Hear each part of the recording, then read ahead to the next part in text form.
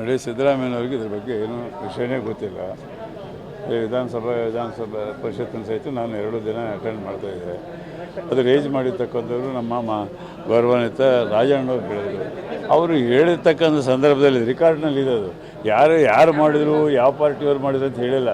ಕಾಂಗ್ರೆಸ್ನವ್ರ ಬಗ್ಗೆನೂ ಐತಿ, BJP ಬಗ್ಗೆ ಐತಿ, JDS ಲೀಡರ್ಗಳ ಬಗ್ಗೆ ಐತಿ. 48 ಮಂದಿ ಸುಮಾರು ಮಾಡಿದ್ರು ಅಂತೇಳಿ ಹೇಳಿದರು. ಈಗ ಅವರು ಹೇಳ್ತಾ ಇದ್ದಾರೆ, ನನ್ನ ಹತ್ರ ಏನೋ ಅದು ಆಧಾರ ಇಲ್ಲ, ಸಂದರ್ಭ ಬಂದಾಗ ನಾನು ಮಾತಾಡ್ತೀನಿ ಅಂತ ಹೇಳ್ತಾರೆ. ಹಾಗಾಗಿ ಅದರದ್ದು ಯಾರೋ ಒಬ್ಬರನ್ನ ಗುರಿ ಇಟ್ಕೊಂಡು ಮಾಡಿದ್ದಲ್ಲ, ಯಾರೋ ಒಬ್ಬರ ಮೇಲೆ ಆಪಾದನೆ ಮಾಡ್ತಕ್ಕಂಥದ್ದಲ್ಲ, ಸಹಜವಾಗಿ ಜನರಲ್ಲಾಗಿ ಮಾತನಾಡ್ತಕ್ಕಂಥ ಸಂದರ್ಭ ಅದು.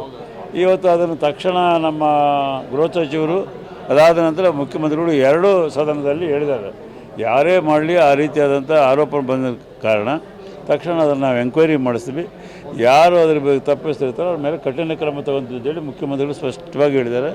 ಮತ್ತು ಯಾರು ಕಂಪ್ಲೇಂಟ್ ಕೊಟ್ಟರೆ ಅದ್ರ ಮೇಲೆ ಇಮಿಡಿಯೇಟ್ಲಿ ತಕ್ಷಣ ವಿಚಾರ ಮಾಡ್ತೀವಿ ಅಂತೇಳಿ ನಮ್ಮ ಗೃಹ ಸಚಿವರು ಸಹಿತ ಹೇಳಿದ್ದಾರೆ. ಹಾಗಾಗಿ ಅದು ಯಾರೋ ಒಬ್ಬರನ್ನ ನಾವು ಗುರಿ ಇಟ್ಕೊಂಡು ಮಾತನಾಡಿರ್ತಕ್ಕಂಥದ್ದು ರಾಜಣ್ಣವರು ಹೇಳಿಲ್ಲ. ನಿನ್ನೆ ಸಹಿತ ಅವರು ಸ್ಪಷ್ಟೀಕರಣ ತುಮಕೂರಿನಿಂದ ಕೊಟ್ಟಿದ್ದಾರೆ. ಹಾಗಾಗಿ ಸಹಜವಾಗಿ ನಡೆದಿರ್ತಕ್ಕಂಥ ಮಾತಾಡಿದ್ದಾರೆ. ರಾಷ್ಟ್ರ ಮಟ್ಟದಲ್ಲಿ ನಡೆದ, ರಾಜ್ಯ ಮಟ್ಟದಲ್ಲಿ ನಡೆದಿರ್ತಕ್ಕಂಥ ಒಂದು ಜನರಲ್ ಆಗಿ ಮಾತು ಸಂದರ್ಭದಲ್ಲಿ ಬಂದಿರತಕ್ಕಂಥ ಬಿಟ್ಟರೆ ಯಾರನ್ನೋ ಗುರಿ ಇಟ್ಕೊಂಡು ಮಾತಾಡಿದ್ದಲ್ಲ. ಹಾಗಾಗಿ ಅದ್ರ ಬಗ್ಗೆ ನಾವು ಹೆಚ್ಚು ವಿಚಾರ ಮಾಡೋದಿಲ್ಲ. ಈಗಾಗಲೇ ಮುಖ್ಯಮಂತ್ರಿಗಳು ಹೇಳಿರ್ತಕ್ಕಂಥ ರೀತಿಯಲ್ಲಿ ಅದರ ಬಗ್ಗೆ ತನಿಖೆ ಆಗ್ತದೆ. ಯಾರು ತಪ್ಪಿಸಿರ್ತಾರೋ ಅವ್ರ ಮೇಲೆ ಕಠಿಣ ಕ್ರಮ ತಗೊತಾರೆ. ಮುಂದೆ ಆ ರೀತಿ ಆಗಬಾರ್ದು ಎಂಬುದೇ ಎಲ್ಲರ ಉದ್ದೇಶ ಇದೆ. ಅಶೋಕ್ ಅವರು ಮುಖ್ಯಮಂತ್ರಿಯ ಸ್ಥಾನಕ್ಕಾಗಿ ಈ ರೀತಿ ಮಾಡ್ತೀರಾ ಅಂತ ನೋಡಿ, ಅಶೋಕ್ ದುಂಬಾಲ್ ಬಿದ್ದಿದ್ರು ಬಂದು ಇದನ್ನು ಚರ್ಚೆ ಮಾಡಿ ಅಂತ ಹೇಳಿ ಅವ್ರೇನು ಹೇಳಿದ್ರು ರಾಜಣ್ಣವ್ರ ಬಗ್ಗೆ.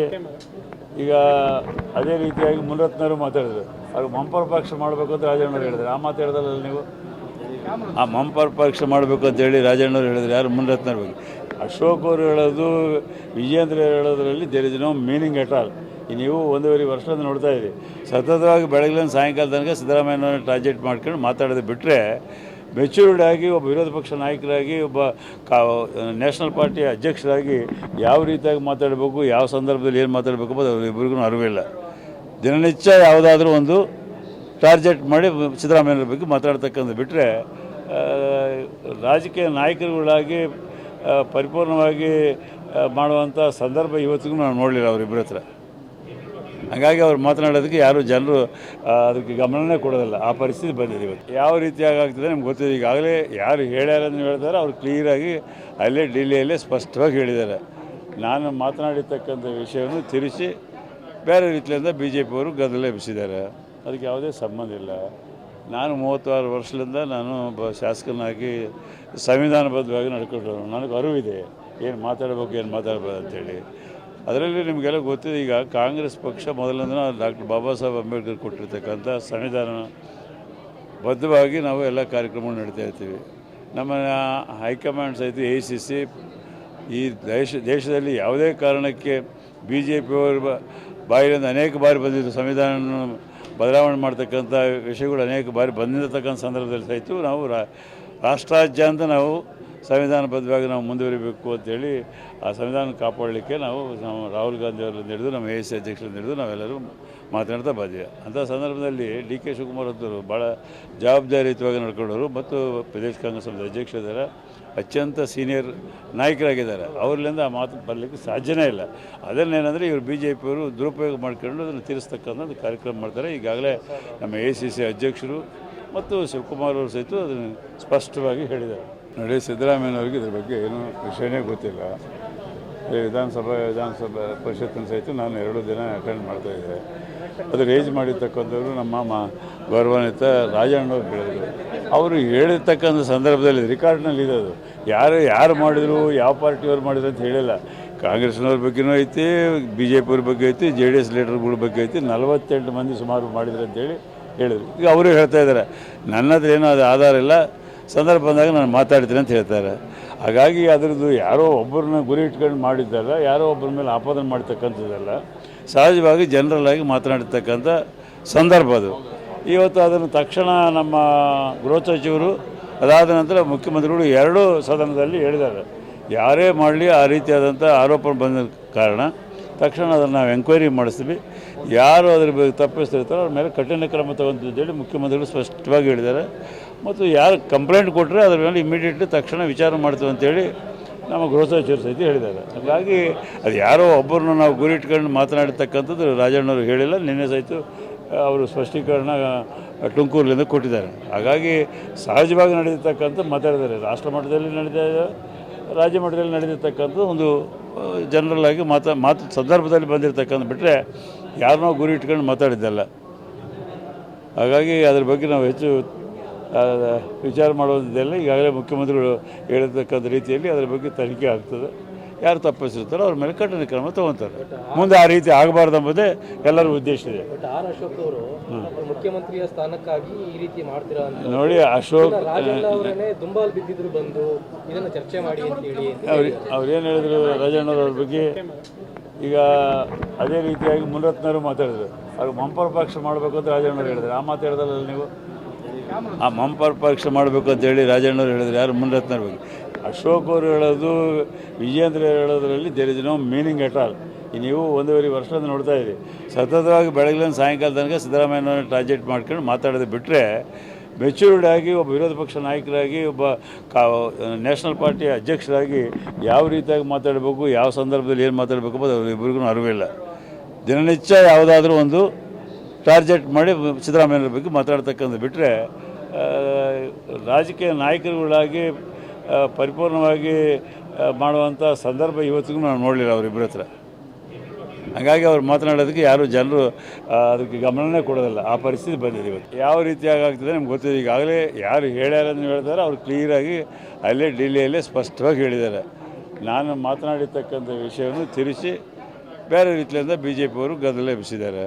ಅದಕ್ಕೆ ಯಾವುದೇ ಸಂಬಂಧ ಇಲ್ಲ. ನಾನು 36 ವರ್ಷದಿಂದ ನಾನು ಒಬ್ಬ ಶಾಸಕನಾಗಿ ಸಂವಿಧಾನಬದ್ಧವಾಗಿ ನಡ್ಕೊಂಡ್ರು. ನನಗೆ ಅರಿವಿದೆ ಏನು ಮಾತಾಡಬೇಕು, ಏನು ಮಾತಾಡ್ಬೋದು ಅಂತೇಳಿ. ಅದರಲ್ಲಿ ನಿಮಗೆಲ್ಲ ಗೊತ್ತಿದೆ. ಈಗ ಕಾಂಗ್ರೆಸ್ ಪಕ್ಷ ಮೊದಲಿಂದ ಡಾಕ್ಟರ್ ಬಾಬಾ ಸಾಹೇಬ್ ಅಂಬೇಡ್ಕರ್ ಕೊಟ್ಟಿರ್ತಕ್ಕಂಥ ಸಂವಿಧಾನ ಬದ್ಧವಾಗಿ ನಾವು ಎಲ್ಲ ಕಾರ್ಯಕ್ರಮಗಳು ನಡೀತಾ ಇರ್ತೀವಿ. ನಮ್ಮ ಹೈಕಮಾಂಡ್ ಸಹಿತ AICC ಈ ದೇಶದಲ್ಲಿ ಯಾವುದೇ ಕಾರಣಕ್ಕೆ BJP ಅವರ ಬಾಯಿಯಿಂದ ಅನೇಕ ಬಾರಿ ಬಂದಿದ್ದು, ಸಂವಿಧಾನ ಬದಲಾವಣೆ ಮಾಡ್ತಕ್ಕಂಥ ವಿಷಯಗಳು ಅನೇಕ ಬಾರಿ ಬಂದಿರತಕ್ಕಂಥ ಸಂದರ್ಭದಲ್ಲಿ ಸಹಿತ ನಾವು ರಾಷ್ಟ್ರಾದ್ಯಂತ ನಾವು ಸಂವಿಧಾನಬದ್ಧವಾಗಿ ನಾವು ಮುಂದುವರಿಬೇಕು ಅಂತೇಳಿ ಆ ಸಂವಿಧಾನ ಕಾಪಾಡಲಿಕ್ಕೆ ನಾವು ರಾಹುಲ್ ಗಾಂಧಿ ಅವರಿಂದ ಹಿಡಿದು ನಮ್ಮ AICC ಅಧ್ಯಕ್ಷರಿಂದ ಹಿಡಿದು ನಾವೆಲ್ಲರೂ ಮಾತನಾಡ್ತಾ ಬಂದಿವೆ. ಅಂಥ ಸಂದರ್ಭದಲ್ಲಿ DK ಶಿವಕುಮಾರ್ ಅಂತವರು ಭಾಳ ಜವಾಬ್ದಾರಿಯುತವಾಗಿ ನಡ್ಕೊಂಡವರು ಮತ್ತು ಪ್ರದೇಶ ಕಾಂಗ್ರೆಸ್ ಅಧ್ಯಕ್ಷರಿದ್ದಾರೆ, ಅತ್ಯಂತ ಸೀನಿಯರ್ ನಾಯಕರಾಗಿದ್ದಾರೆ. ಅವರಿಂದ ಆ ಮಾತು ಬರಲಿಕ್ಕೆ ಸಾಧ್ಯನೇ ಇಲ್ಲ. ಅದನ್ನೇನೆಂದರೆ ಇವರು BJP ಅವರು ದುರುಪಯೋಗ ಮಾಡ್ಕೊಂಡು ಅದನ್ನು ತೀರಿಸ್ತಕ್ಕಂಥ ಕಾರ್ಯಕ್ರಮ ಮಾಡ್ತಾರೆ. ಈಗಾಗಲೇ ನಮ್ಮ AICC ಅಧ್ಯಕ್ಷರು ಮತ್ತು ಶಿವಕುಮಾರ್ ಅವರು ಸಹಿತ ಅದನ್ನು ಸ್ಪಷ್ಟವಾಗಿ ಹೇಳಿದ್ದಾರೆ. ನೋಡಿ, ಸಿದ್ದರಾಮಯ್ಯನವ್ರಿಗೆ ಇದ್ರ ಬಗ್ಗೆ ಏನೂ ವಿಷಯನೇ ಗೊತ್ತಿಲ್ಲ. ವಿಧಾನಸಭಾ ಪರಿಷತ್ತಿನ ಸಹಿತ ನಾನು 2 ದಿನ ಅಟೆಂಡ್ ಮಾಡ್ತಾಯಿದ್ದೆ. ಅದು ರೇಜ್ ಮಾಡಿರ್ತಕ್ಕಂಥವ್ರು ನಮ್ಮ ಗೌರವಾನ್ವಿತ ರಾಜಣ್ಣವ್ರು ಹೇಳಿದರು. ಅವರು ಹೇಳಿರ್ತಕ್ಕಂಥ ಸಂದರ್ಭದಲ್ಲಿ ರೆಕಾರ್ಡ್ನಲ್ಲಿ ಇದೆ. ಅದು ಯಾರು ಮಾಡಿದರು, ಯಾವ ಪಾರ್ಟಿಯವ್ರು ಮಾಡಿದ್ರು ಅಂತ ಹೇಳಿಲ್ಲ. ಕಾಂಗ್ರೆಸ್ನವ್ರ ಬಗ್ಗೆನೂ ಐತಿ, BJP ಅವ್ರ ಬಗ್ಗೆ ಐತಿ, JDS ಲೀಡರ್ಗಳ ಬಗ್ಗೆ ಐತಿ. 48 ಮಂದಿ ಸುಮಾರು ಮಾಡಿದ್ರು ಅಂತೇಳಿ ಹೇಳಿದರು. ಈಗ ಅವರು ಹೇಳ್ತಾ ಇದ್ದಾರೆ, ನನ್ನ ಹತ್ರ ಏನೋ ಅದು ಆಧಾರ ಇಲ್ಲ, ಸಂದರ್ಭ ಬಂದಾಗ ನಾನು ಮಾತಾಡ್ತೀನಿ ಅಂತ ಹೇಳ್ತಾರೆ. ಹಾಗಾಗಿ ಅದರದ್ದು ಯಾರೋ ಒಬ್ಬರನ್ನ ಗುರಿ ಇಟ್ಕೊಂಡು ಮಾಡಿದ್ದಲ್ಲ, ಯಾರೋ ಒಬ್ಬರ ಮೇಲೆ ಆಪಾದನೆ ಮಾಡ್ತಕ್ಕಂಥದ್ದಲ್ಲ. ಸಹಜವಾಗಿ ಜನರಲ್ ಆಗಿ ಮಾತನಾಡಿರ್ತಕ್ಕಂಥ ಸಂದರ್ಭ ಅದು. ಇವತ್ತು ಅದನ್ನು ತಕ್ಷಣ ನಮ್ಮ ಗೃಹ ಸಚಿವರು, ಅದಾದ ನಂತರ ಮುಖ್ಯಮಂತ್ರಿಗಳು 2 ಸದನದಲ್ಲಿ ಹೇಳಿದ್ದಾರೆ. ಯಾರೇ ಮಾಡಲಿ ಆ ರೀತಿಯಾದಂಥ ಆರೋಪ ಬಂದ ಕಾರಣ ತಕ್ಷಣ ಅದನ್ನು ನಾವು ಎಂಕ್ವೈರಿ ಮಾಡಿಸ್ತೀವಿ. ಯಾರು ಅದ್ರ ಬಗ್ಗೆ ತಪ್ಪಿಸ್ತಿರ್ತಾರೋ ಅವ್ರ ಮೇಲೆ ಕಠಿಣ ಕ್ರಮ ತಗೊಂತೇಳಿ ಮುಖ್ಯಮಂತ್ರಿಗಳು ಸ್ಪಷ್ಟವಾಗಿ ಹೇಳಿದ್ದಾರೆ. ಮತ್ತು ಯಾರು ಕಂಪ್ಲೇಂಟ್ ಕೊಟ್ಟರೆ ಅದ್ರ ಮೇಲೆ ಇಮಿಡಿಯೇಟ್ಲಿ ತಕ್ಷಣ ವಿಚಾರ ಮಾಡ್ತೀವಿ ಅಂತೇಳಿ ನಮ್ಮ ಗೃಹ ಸಚಿವರು ಸಹಿತ ಹೇಳಿದ್ದಾರೆ. ಹಾಗಾಗಿ ಅದು ಯಾರೋ ಒಬ್ಬರನ್ನ ನಾವು ಗುರಿ ಇಟ್ಕೊಂಡು ಮಾತನಾಡಿರ್ತಕ್ಕಂಥದ್ದು ರಾಜಣ್ಣವರು ಹೇಳಿಲ್ಲ. ನಿನ್ನೆ ಸಹಿತ ಅವರು ಸ್ಪಷ್ಟೀಕರಣ ತುಮಕೂರಿನಿಂದ ಕೊಟ್ಟಿದ್ದಾರೆ. ಹಾಗಾಗಿ ಸಹಜವಾಗಿ ನಡೆದಿರ್ತಕ್ಕಂಥ ಮಾತಾಡಿದ್ದಾರೆ. ರಾಷ್ಟ್ರ ಮಟ್ಟದಲ್ಲಿ ನಡೆದಿದೆ, ರಾಜ್ಯ ಮಟ್ಟದಲ್ಲಿ ನಡೆದಿರ್ತಕ್ಕಂಥದ್ದು ಒಂದು ಜನರಲ್ ಆಗಿ ಮಾತು ಸಂದರ್ಭದಲ್ಲಿ ಬಂದಿರತಕ್ಕಂಥ ಬಿಟ್ಟರೆ ಯಾರನ್ನೋ ಗುರಿ ಇಟ್ಕೊಂಡು ಮಾತಾಡಿದ್ದಲ್ಲ. ಹಾಗಾಗಿ ಅದ್ರ ಬಗ್ಗೆ ನಾವು ಹೆಚ್ಚು ವಿಚಾರ ಮಾಡೋದಿಲ್ಲ. ಈಗಾಗಲೇ ಮುಖ್ಯಮಂತ್ರಿಗಳು ಹೇಳಿರ್ತಕ್ಕಂಥ ರೀತಿಯಲ್ಲಿ ಅದರ ಬಗ್ಗೆ ತನಿಖೆ ಆಗ್ತದೆ. ಯಾರು ತಪ್ಪಿಸಿರ್ತಾರೋ ಅವ್ರ ಮೇಲೆ ಕಠಿಣ ಕ್ರಮ ತಗೊತಾರೆ. ಮುಂದೆ ಆ ರೀತಿ ಆಗಬಾರ್ದು ಎಂಬುದೇ ಎಲ್ಲರ ಉದ್ದೇಶ ಇದೆ. ಆರ್ ಅಶೋಕ್ ಅವರು ಮುಖ್ಯಮಂತ್ರಿಯ ಸ್ಥಾನಕ್ಕಾಗಿ ಈ ರೀತಿ ಮಾಡ್ತೀರಾ ಅಂತ ನೋಡಿ, ಅಶೋಕ್ ಅವರನ್ನೇ ದುಂಬಾಲ್ ಬಿದ್ದಿದ್ರು ಬಂದು ಇದನ್ನು ಚರ್ಚೆ ಮಾಡಿ ಅಂತ ಹೇಳಿ ಅವ್ರೇನು ಹೇಳಿದ್ರು ರಾಜಣ್ಣವ್ರ ಬಗ್ಗೆ. ಈಗ ಅದೇ ರೀತಿಯಾಗಿ ಮುನರತ್ನವರು ಮಾತಾಡಿದ್ರು. ಅವ್ರು ಮಂಪರ್ ಪಕ್ಷ ಮಾಡಬೇಕು ಅಂತ ರಾಜಣ್ಣವ್ರು ಹೇಳಿದ್ರು. ಆ ಮಾತು ಹೇಳಿದ್ರಲ್ಲ ನೀವು, ಆ ಮಂಪರ್ ಪಕ್ಷ ಮಾಡಬೇಕು ಅಂತೇಳಿ ರಾಜಣ್ಣವ್ರು ಹೇಳಿದ್ರು. ಯಾರು? ಮುನರತ್ನವ್ರ ಬಗ್ಗೆ. ಅಶೋಕ್ ಅವರು ಹೇಳೋದು, ವಿಜೇಂದ್ರ ಹೇಳೋದ್ರಲ್ಲಿ there is no meaning at all. ನೀವು 1.5 ವರ್ಷದಿಂದ ನೋಡ್ತಾ ಇದ್ದೀರಿ, ಸತತವಾಗಿ ಬೆಳಗ್ಗಿನ ಸಾಯಂಕಾಲ ತನಕ ಸಿದ್ದರಾಮಯ್ಯನವ್ರನ್ನ ಟಾರ್ಗೆಟ್ ಮಾಡ್ಕೊಂಡು ಮಾತಾಡೋದು ಬಿಟ್ಟರೆ, ಮೆಚ್ಯೂರ್ಡ್ ಆಗಿ ಒಬ್ಬ ವಿರೋಧ ಪಕ್ಷ ನಾಯಕರಾಗಿ, ಒಬ್ಬ ನ್ಯಾಷನಲ್ ಪಾರ್ಟಿ ಅಧ್ಯಕ್ಷರಾಗಿ ಯಾವ ರೀತಿಯಾಗಿ ಮಾತಾಡಬೇಕು, ಯಾವ ಸಂದರ್ಭದಲ್ಲಿ ಏನು ಮಾತಾಡಬೇಕು ಅನ್ನೋದು ಅವರಿಬ್ಬರಿಗೂ ಅರಿವಿಲ್ಲ. ದಿನನಿತ್ಯ ಯಾವುದಾದ್ರೂ ಒಂದು ಟಾರ್ಗೆಟ್ ಮಾಡಿ ಸಿದ್ದರಾಮಯ್ಯವ್ರ ಬಗ್ಗೆ ಮಾತಾಡ್ತಕ್ಕಂಥ ಬಿಟ್ಟರೆ, ರಾಜಕೀಯ ನಾಯಕರುಗಳಾಗಿ ಪರಿಪೂರ್ಣವಾಗಿ ಮಾಡುವಂಥ ಸಂದರ್ಭ ಇವತ್ತಿಗೂ ನಾವು ನೋಡಲಿಲ್ಲ ಅವರಿಬ್ಬರ ಹತ್ರ. ಹಾಗಾಗಿ ಅವ್ರು ಮಾತನಾಡೋದಕ್ಕೆ ಯಾರು ಜನರು ಅದಕ್ಕೆ ಗಮನನೇ ಕೊಡೋದಿಲ್ಲ. ಆ ಪರಿಸ್ಥಿತಿ ಬಂದಿದೆ ಇವತ್ತು. ಯಾವ ರೀತಿಯಾಗಿ ಆಗ್ತದೆ ನಮ್ಗೆ ಗೊತ್ತಿದೆ. ಈಗಾಗಲೇ ಯಾರು ಹೇಳ್ಯಾರನ್ನು ಹೇಳ್ತಾರೆ, ಅವ್ರು ಕ್ಲಿಯರಾಗಿ ಅಲ್ಲೇ ಡಿಲ್ಲಿಯಲ್ಲೇ ಸ್ಪಷ್ಟವಾಗಿ ಹೇಳಿದ್ದಾರೆ. ನಾನು ಮಾತನಾಡಿರ್ತಕ್ಕಂಥ ವಿಷಯವನ್ನು ತಿರುಚಿ ಬೇರೆ ರೀತಿಯಿಂದ BJPಯವರು ಗದ್ದಲ ಎಬ್ಬಿಸಿದ್ದಾರೆ. ಅದಕ್ಕೆ ಯಾವುದೇ ಸಂಬಂಧ ಇಲ್ಲ. ನಾನು 36 ವರ್ಷದಿಂದ ನಾನು ಒಬ್ಬ ಶಾಸಕನಾಗಿ ಸಂವಿಧಾನಬದ್ಧವಾಗಿ ನಡ್ಕೊಂಡ್ರು. ನನಗೆ ಅರಿವಿದೆ ಏನು ಮಾತಾಡಬೇಕು, ಏನು ಮಾತಾಡಬಾರ್ದು ಅಂತೇಳಿ. ಅದರಲ್ಲಿ ನಿಮಗೆಲ್ಲ ಗೊತ್ತಿದೆ. ಈಗ ಕಾಂಗ್ರೆಸ್ ಪಕ್ಷ ಮೊದಲಿಂದ ಡಾಕ್ಟರ್ ಬಾಬಾ ಸಾಹೇಬ್ ಅಂಬೇಡ್ಕರ್ ಕೊಟ್ಟಿರ್ತಕ್ಕಂಥ ಸಂವಿಧಾನ ಬದ್ಧವಾಗಿ ನಾವು ಎಲ್ಲ ಕಾರ್ಯಕ್ರಮ ನಡೀತಾ ಇರ್ತೀವಿ. ನಮ್ಮ ಹೈಕಮಾಂಡ್ ಸಹಿತ ACC ಈ ದೇಶದಲ್ಲಿ ಯಾವುದೇ ಕಾರಣಕ್ಕೆ BJPಯವ್ರ ಬಾಯಿಯಿಂದ ಅನೇಕ ಬಾರಿ ಬಂದಿದ್ದು, ಸಂವಿಧಾನ ಬದಲಾವಣೆ ಮಾಡ್ತಕ್ಕಂಥ ವಿಷಯಗಳು ಅನೇಕ ಬಾರಿ ಬಂದಿರತಕ್ಕಂಥ ಸಂದರ್ಭದಲ್ಲಿ ಸಹಿತ ನಾವು ರಾಷ್ಟ್ರಾದ್ಯಂತ ನಾವು ಸಂವಿಧಾನಬದ್ಧವಾಗಿ ನಾವು ಮುಂದುವರಿಬೇಕು ಅಂತೇಳಿ ಆ ಸಂವಿಧಾನ ಕಾಪಾಡಲಿಕ್ಕೆ ನಾವು ರಾಹುಲ್ ಗಾಂಧಿ ಅವರಿಂದ ಹಿಡಿದು ನಮ್ಮ AIC ಅಧ್ಯಕ್ಷರಿಂದ ಹಿಡಿದು ನಾವೆಲ್ಲರೂ ಮಾತನಾಡ್ತಾ ಬಂದಿವೆ. ಅಂಥ ಸಂದರ್ಭದಲ್ಲಿ DK ಶಿವಕುಮಾರ್ ಅಂತವರು ಭಾಳ ಜವಾಬ್ದಾರಿಯುತವಾಗಿ ನಡ್ಕೊಂಡವರು ಮತ್ತು ಪ್ರದೇಶ ಕಾಂಗ್ರೆಸ್ ಅಧ್ಯಕ್ಷರಿದ್ದಾರೆ, ಅತ್ಯಂತ ಸೀನಿಯರ್ ನಾಯಕರಾಗಿದ್ದಾರೆ. ಅವರಿಂದ ಆ ಮಾತು ಬರಲಿಕ್ಕೆ ಸಾಧ್ಯನೇ ಇಲ್ಲ. ಅದನ್ನೇನೆಂದರೆ ಇವರು BJPಯವರು ದುರುಪಯೋಗ ಮಾಡ್ಕೊಂಡು ಅದನ್ನು ತೀರಿಸ್ತಕ್ಕಂಥ ಕಾರ್ಯಕ್ರಮ ಮಾಡ್ತಾರೆ. ಈಗಾಗಲೇ ನಮ್ಮ ACC ಅಧ್ಯಕ್ಷರು ಮತ್ತು ಶಿವಕುಮಾರ್ ಅವರು ಸಹಿತ ಅದನ್ನು ಸ್ಪಷ್ಟವಾಗಿ ಹೇಳಿದ್ದಾರೆ.